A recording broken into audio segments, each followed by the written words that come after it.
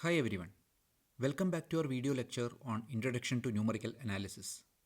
In the previous video, we were discussing various methods to do differentiation from the given numerical data.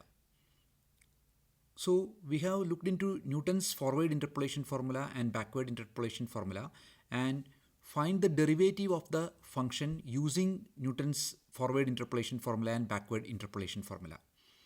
Today we will be looking into how we can use this derivative to find the maximum or minimum of a function.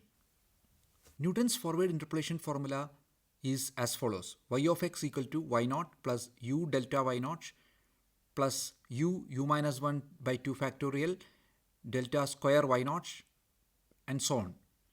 If you differentiate this function with respect to u, we will get dy by du as delta y naught plus 2u minus 1 by 2 delta square y naught plus 3u square minus 6u plus 2 divided by 6 delta cube y naught and so on.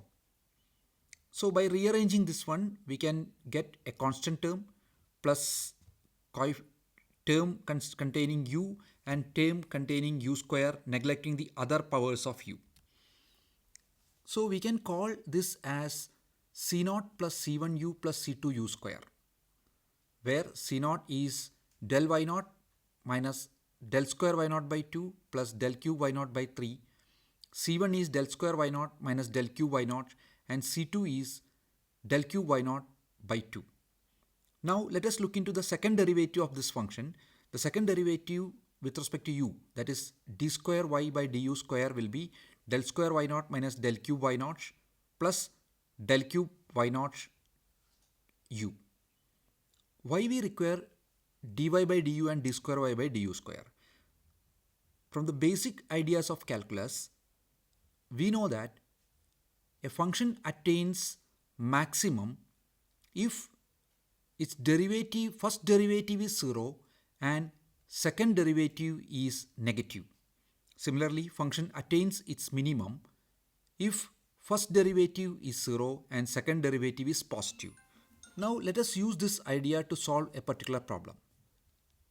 Given values of a function at points x equal to 1.2, 1.3, 1.5, 4, 1.5 and 1.6, and y corresponding y values are 0.9320, 0.9636, 0.9855, 0.9975, 0.9996.